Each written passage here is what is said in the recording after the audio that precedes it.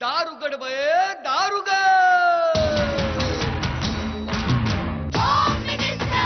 कोणाला बघ, शाळेला उशीर होतो.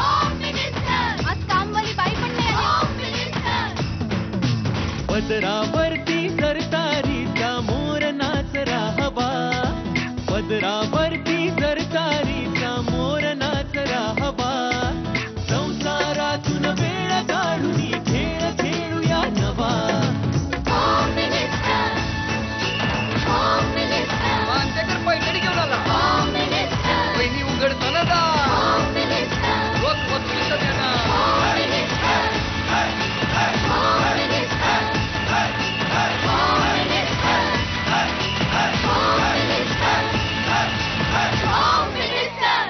नमस्कार. होम मिनिस्टरमध्ये मी आदेश बांदेकर आपणा सगळ्यांचं मनापासून स्वागत करतो.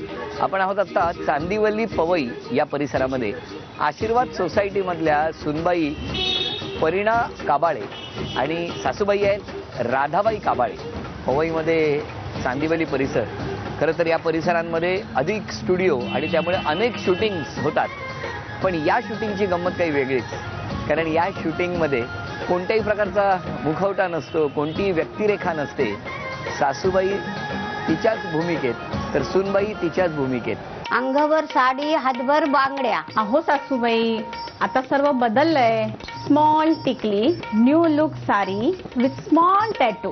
डोंट माइंड सासूबाई. अगं सुनबाई, मुलीकडचं एवढं बोलत नसतात. मग सासूबाई, मुलाकडच्यांनी एवढं ऐकवायचं पण नसतं. अखेरचा शब्द मुलाकडचा.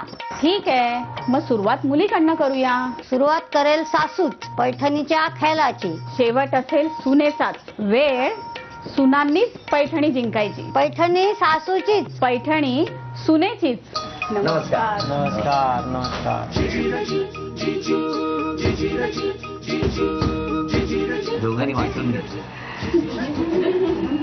सुस्वागतम. सुस्वागतम. धन्यवाद धन्यवाद. एक अक्षर देतो, पटकन उखाणा घ्यायचा. कोण घेणार बघूया.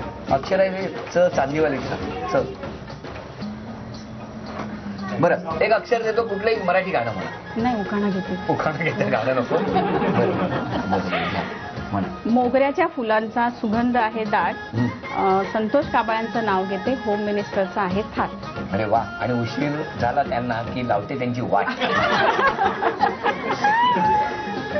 आई, कुठलाही एक उखाणा घ्या. शंकराच्या पिंडीला बेल वाहतो तो वाकून. हा. आणि गोविंदकाबालांचं नाव घेते तुमचा मान राखून. आणि तुम्हाला नमस्कार करतो हा उखाण्याबद्दल मी वाकून. आता त्या ओळख करून सगळ्यांची. या सासूबाई. नमस्कार. नमस्कार. हे माझे यजमान. नमस्कार. हे सासरे. नमस्कार बाबा. हे माझे वडील. नमस्कार. ही माझी मुलगी पूर्वा. आणि हा सर्व मस्त आशीर्वाद परिवार. नमस्कार. नमस्कार. इथे उभा आहे आणि पाठवून सतत कोणतरी म्हणतंय कृपया दरवाजा बंद करा. पण हा दरवाजा सदैव उघडा आहे. हा, काळजी करू नका. सुरुवात करूया गप्पांना. नमस्कार. नमस्कार. नमस्कार. नमस्कार. तुमचं माहेर कुठलं आई? माझं माहेर तुला दिवशी ती कुठे आलं? चौलला. चौलला. तुमचं सगळं बालपण चौलमध्येच गेलं? मग ठिरुंडा, बाजारपुरा. बाजारपड्यात. तिथे तुमचं बालपण गेलं. तुमचं बालपण कुठे? चौललाच, तुला दिवशी. आणि मग लग्न कसं, कोणी जमवलं? लग्न माझ्या मावशीने जमवलं. तेव्हा? हो. मग तुमचं लग्नाची तारीख आठवते बाबा? काय आठवत नाही. आठवत नाही? तुम्हाला आठवते? ना. नाही, आठवतच नाही. पण साधारण वर्ष आठवतं कधी लग्न झालं? 55. 1955. हो हो, 55. चला, नशीब वर्ष तरी आठवत आहे. हो. आता मला जरा यांच्याबद्दल जाणून घेऊया. तुमचं बालपण सगळं तिथेच गेलं? चौल. चौलमध्ये शाळा वगैरे सगळं? शिक्षण सगळं सगळं. आणि मग college? College Alibag. JSM college. बरं बरं. तुमचं कॉलेज कुठलं? मी माझं बालपण अहमदाबादला गेलं. अहमदाबाद? हो, माझा जन्म चौलचा आहे. जन्म चौलचा? चौलचा आहे आणि बालपण सगळं अहमदाबादला गेलं. मग शिक्षण अहमदाबादला झालं. दत्ताची जत्रा? हो, आम्ही येतो यात्रेला मे महिन्यात, गणपतीत, दिवाळीत. यात्रेत लग्न जमलं का? नाही, यात्रेत नाही. लग्न जमलं म्हणजे असं त्यांच्या बहिणीने स्थळ दाखवलं आणि लगेच बघण्याचा प्रोग्राम झाला. तोही देवळात, शंकराच्या देवळात, रामेश्वराच्या देवळात. रामेश्वराचं एक प्रसिद्ध मंदिर असेल. मग असं काही ठरवलं होतं की होकार असेल तर मी घंटा वाजवीन वगैरे? नाही नाही, असं काही नाही. पण तेव्हा तुम्ही जेव्हा ह्यांना बघितलं तेव्हा देवळातली नाही, पण हृदयातली घंटा वाजली का? हो, तेव्हाच हो वाजली. हो वाजली. तुमचं काय झालं? मला वाटतं मला ही एकच मी मुलगी बघितली आणि तिथेच पसंत करून टाकली, त्यामुळे ते बघण्याचे जास्त कार्यक्रम मला करावेच लागले नाही. पण त्यानंतर त्या देवळात कधीच गेला नाहीत म्हणे. नाही गेलो ना, जातो. वा वा, छान. पण आता किती वर्ष लग्नाला तुमच्या? हा 12 वर्ष झाली.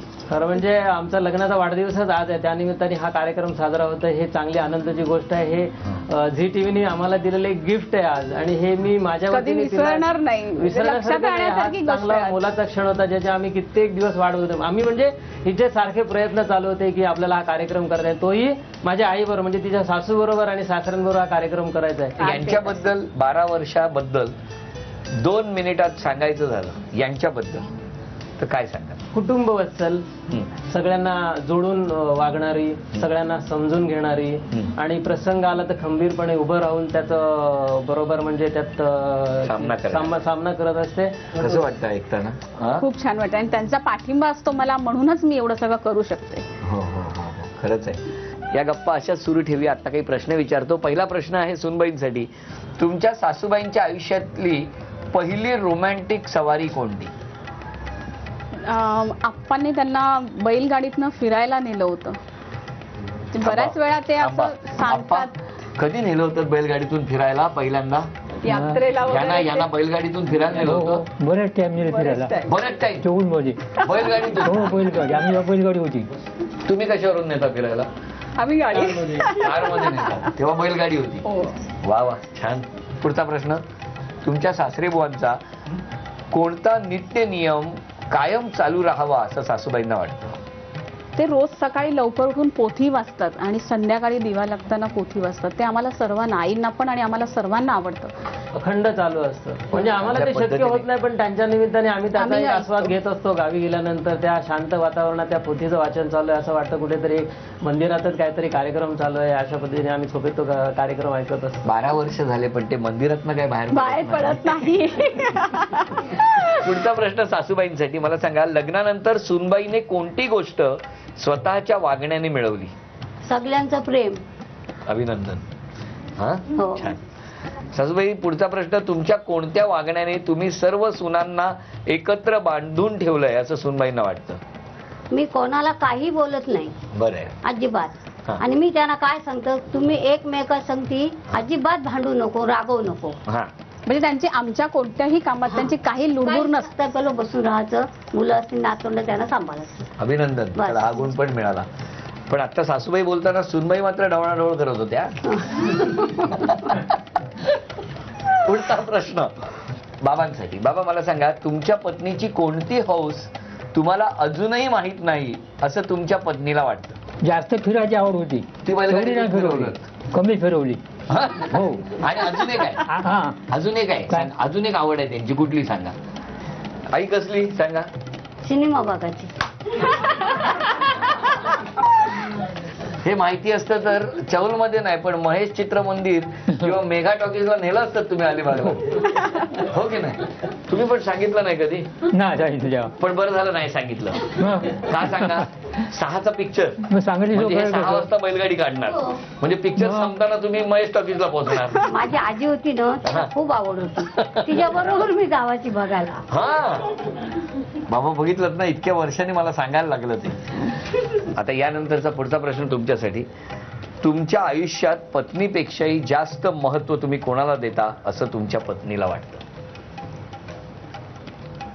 काय खाणाखुणा करू नका, तिकडे बघा. रागाने बघताय उगाच त्यांच्याकडे. आम्हाला बघू दे. माझं काम आणि माझं ऑफिस. चुकलं, सांगा आता. वेळ. सकाळी उठल्यापासून ते वेळेच्या मागे अक्षरशः धावत असतात. प्रत्येक कामाला म्हणजे त्यांच्या खूप वेळेचं खूप महत्व आहे. 1 मिनिटाचंही त्यांना वेळ मला सगळी कामं त्यांना वेळेवर लागतात. आजची काय होती वेळ? आजची वेळ टाळलेली आहे. लग्नाचा 12वा वाढदिवस साजरा होतोय आणि आज जेवणाची वेळ हुकलेली आहे. की सासरे बुवांना कधीच कळलं नाही की सासूबाईंना हौस होती सिनेमा बघायची, आणि मग तो सिनेमा बघण्यासाठी सासूबाई त्यांच्या आजी बरोबर जायच्या. मग खरं तर आता आपण चित्रपटाची 100वी साजरी करतो आहोत. अशा वेळेला त्या काळात ब्लॅक अँड व्हाईट चित्रपट बघायला या जायच्या, पण याने कुठे जायचं तर या फक्त सासरे बुवा त्यांना बैलगाडीतून फिरवायचे. पण आता एक काम करा, तुम्ही दोघे ना चित्रपट बघायला जा. कारण एक छान चित्रपट लवकरच प्रदर्शित सुद्धा होतो आहे. स्त्री मुक्ती, स्त्री शिक्षण, स्त्री पुरुष समानता याचे कितीही नारे लावले तरी आज 21व्या शतकातही स्त्री भ्रूण हत्या घडताना आपण पाहतो. दुर्दैवाने महाराष्ट्र यामध्ये पहिल्या क्रमांकावर आहे. याच ज्वलंत विषयावर आधारित कांचन अधिकारी दिग्दर्शित, भाऊसाहेब भोईर निर्मित आणि SL व्हिजन प्रस्तुत चित्रपट मोकळा श्वास 7 डिसेंबरला हा चित्रपट प्रदर्शित होतोय. तेव्हा जरूर पहा मोकळा श्वास. आता आज एक चर्चेचा विषय आहे, लग्नामध्ये मुलीकडच्यांनीच नेहमी पडती बाजू घ्यावी का? कारण बऱ्याचशा लग्नांमध्ये असं होतं आणि मग त्या लग्नात त्या मोमेंट वरून बऱ्याचदा गडबड गोंधळ होतो. काय वाटतं आई तुम्हाला, मुलीकडच्यांनी कमीपणा घ्यावा का? हो हो घ्यावा. घ्यावा. हो मुलीकडच्यांनीच घ्यायला पाहिजे. का? का म्हणजे पाहिजे. पाहिजे. हो. अरे देवा, माझा श्वास घुसमटायला लागला.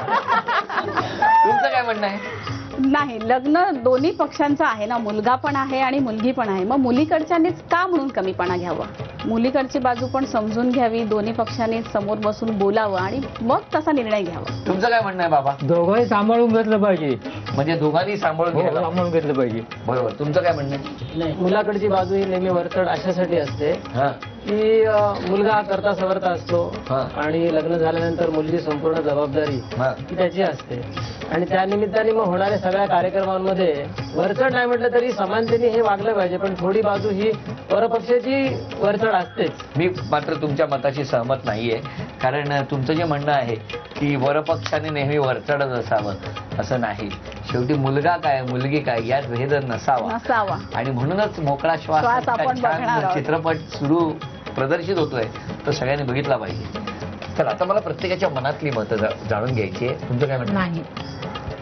नाही घ्यायचं कमी. तुम्हाला काय? मुलीकडनं मला 2 मुली 1 मुलगा आहे. हा.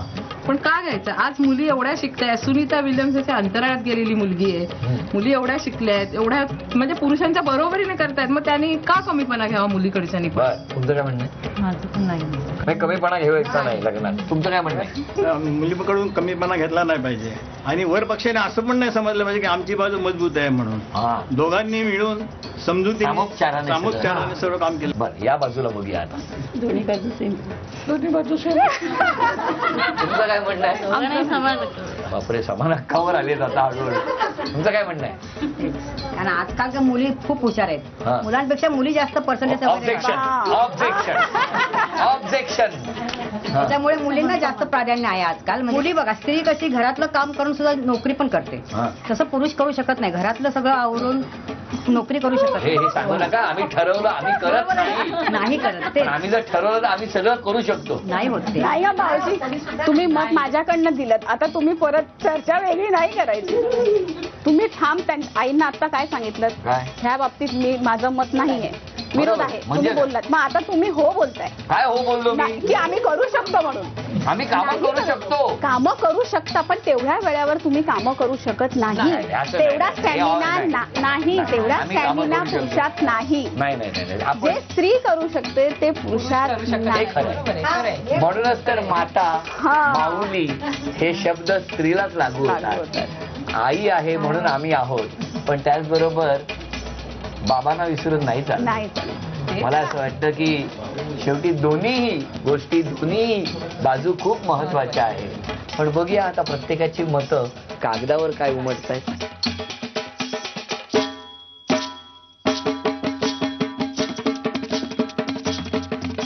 चला, सगळ्यांची मतं इथे आलेली आहेत, पण त्याआधी काही प्रश्न विचारतो. पहिला प्रश्न, समाजसेविका म्हणून कोणाला पाठिंबा द्याल, सासूबाई का सूनबाई? 6-6 म्हणजे हा गुण कोणालाच नाही.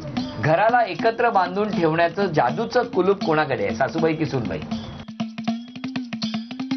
सूनबाईकडे. अरे वा, 1 2 3 4 5 हा गुण सूनबाईंना मिळाला. घरच्या टीमचं कॅप्टन कोण असावं, म्हणजे संपूर्ण घराचं कुटुंबाचं कॅप्टन कोण, सासूबाईंनी राहावं का सूनबाईंनी राहावं? सगळ्या सासू एकमताने. समजा घरात मूल रडत असेल तर ते कोणाकडे सोपवाल, सुनेकडे का सासूबाईंकडे? सासूबाईंकडे. अजून रडवल वाटतं. आणि आजच्या या खेळामध्ये पैठणी कोण जिंकेल असं वाटतं? बर, सूनबाईंना हा गुण मिळाला. आता या खेळामध्ये कोण जिंकणार पैठणी आपण बघणार आहोत. दोन्ही परिवार सज्ज आहेत. मगाशी चर्चेचा विषय होता की सुनांनी कमीपणा म्हणजे मुलीकडच्यांनी कमीपणा घ्यावा का लग्नामध्ये. पण ह्या ज्या सगळ्या उभ्या आहेत ना, आशीर्वाद सोसायटी, आशीर्वाद काय नावातच आशीर्वाद आहे. यांनी आता कोणाच्या बाजूने आशीर्वाद दिलाय ते कळेल आपल्याला. आतापर्यंत सासू गटाचे गुण आहेत 4, सून गटाचे गुण आहेत 4. आता बघूया यांचा आशीर्वाद कोणाला लाभलाय. 5 6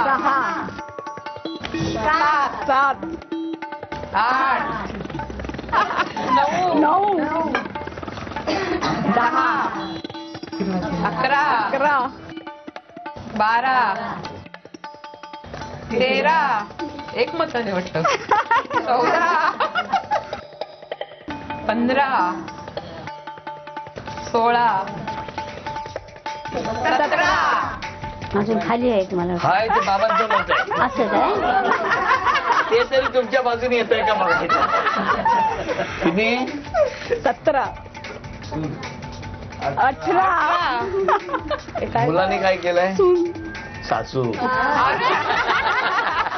त्यामुळे आजचा या खेळामध्ये जिंकलेला गट आहे सून गट. अभिनंदन. ही 1800 रुपयाची लक्ष्मी तुमच्याकडे आली. अभिनंदन. धन्यवाद. आणि त्याचबरोबर झी मराठीकडून ही भेटवस्तू, खरं तर गोड भेटवस्तू. याला घे रे. हे रोख तुला. व्हेरी. आणि आता लग्नाला 12 वर्ष पूर्ण झालेली आहेत. तेव्हा आधी आपण सगळे टाळ्या वाजवून शुभेच्छा देऊया त्यांना. असेच आनंदी राहा, असेच हसत राहा आणि यांच्या मनातल्या सगळ्या इच्छा पूर्ण हो त्यासाठी वास्तूने तथास्तू असा आशीर्वाद देव असं मागणं करूया.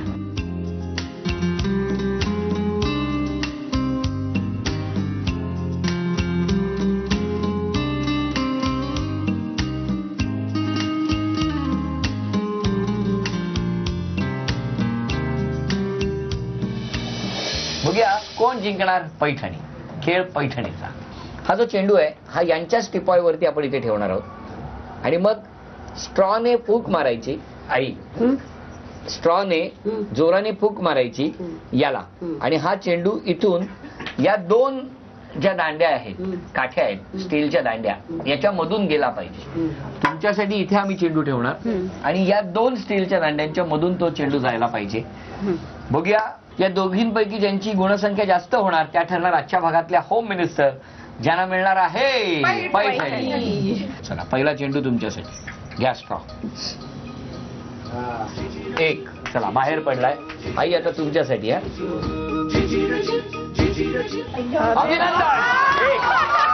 1. कौल मध्ये चुलीवरचा हा फायदा हा 1 झालाय. आता बघूया लवकर. चला 1-1 ही गुणसंख्या. आई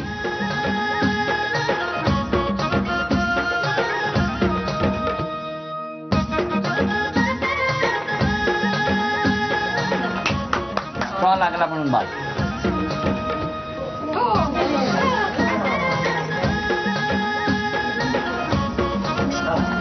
2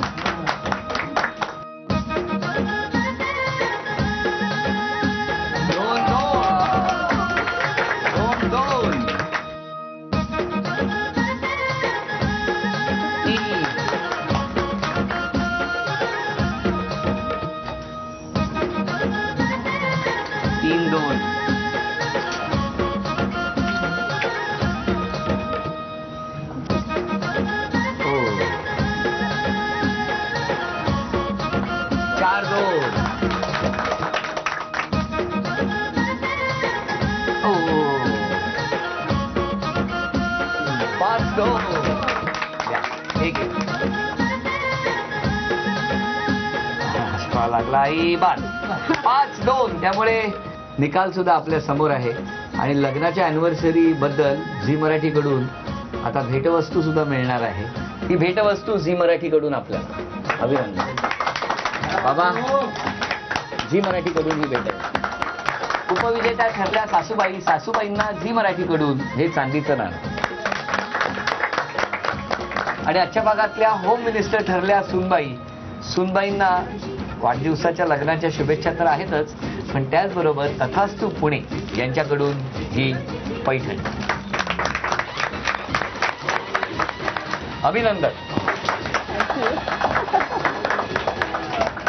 होम मिनिस्टरचा आजचा भाग इथे संपतो आहे. आता पुन्हा भेटणार अशीच एक पैठणी घेऊन होम मिनिस्टरच्या पुढच्या भागात. नमस्कार.